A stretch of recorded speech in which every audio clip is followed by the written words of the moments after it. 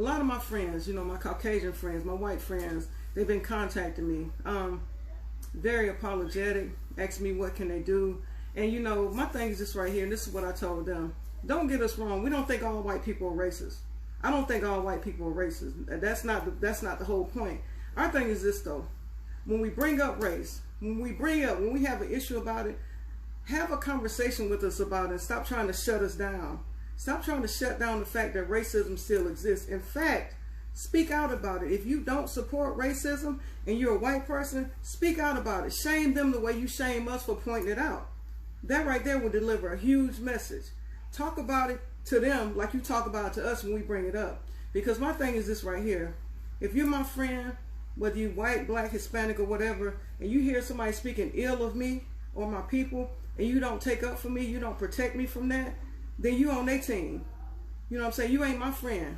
If you're covering for them, if you're afraid to speak out against something because, you know, it makes you feel awkward, or you don't want to hurt anybody's feelings, or you don't quite understand why they feel this way, but you don't want to touch on that situation, then you're not being a true friend to me and other African Americans who have an issue with the fact that it's 2020 and racism still exists. And we need to have these conversations. We need to continue to bring it to the forefront. The reason why we kind of backed up off of it is because every time we mention racism and race, people try to shame us and shun us for it. But if it's the way we feel, it's the way we feel. So what you should do is, first of all, like a lot of you did do, reach out to me and say, Tracy, you know, I'm trying to understand why you feel this way about this.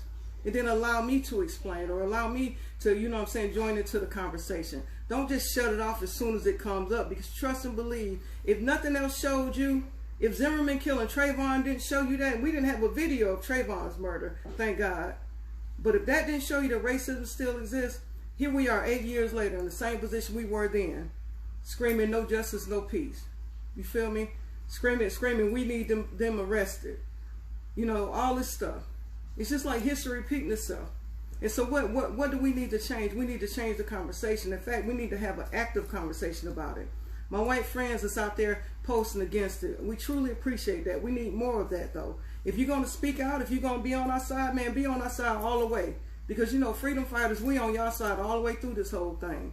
You know, but we tired of getting shunned for speaking truth. We tired of getting shunned for calling out the truth and calling people out. And if you agree and you're a white person, the only way that we're going to fight and end this whole race war is if white people start speaking up against it. You start speaking out about it. You start shaming your neighbors who hate the black family down the street or the Hispanic family down the street. You start shaming them. You start asking them, why do you hate these people so much? Ask them the question that you ask us. When we speak out about it, it's like, oh no, they don't feel that way. No, that's not right. No, it is. Trust and believe. We know racism when we see it.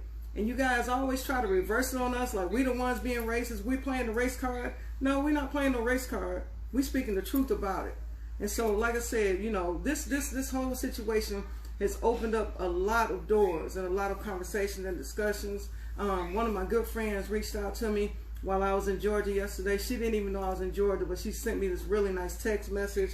And she was just like, Tracy, you know, I'm sick of my race. I'm sick of this, and I'm so sorry for what's going on. I said, no, don't be sick of your race.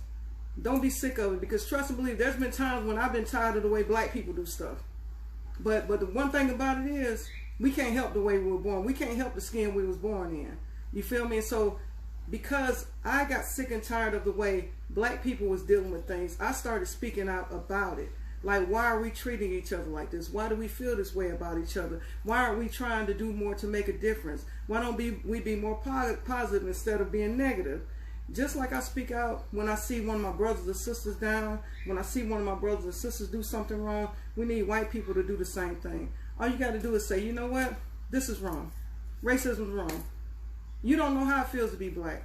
A lot of people, one lady commented, she said, I know how it feels to be black because I got a black husband and biracial kids.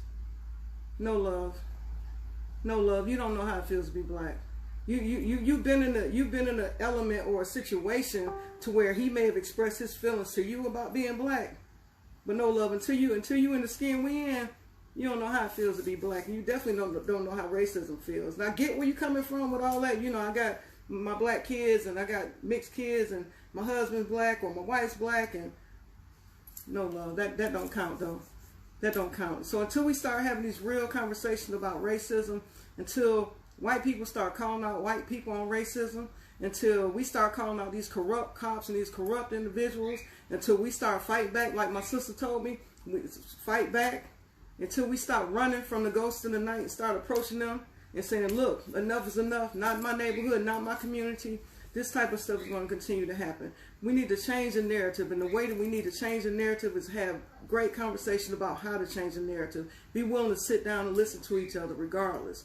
We may not always agree with each other, but we need to meet in the middle and learn to agree to disagree. You know what I'm saying? So that we can both walk away with the collective mindset that, okay, now I understand why Tracy and freedom fighters and the other people in my community feel this way about this. So I hope you guys are having a great day. I just want to go on there and share some thoughts with you all.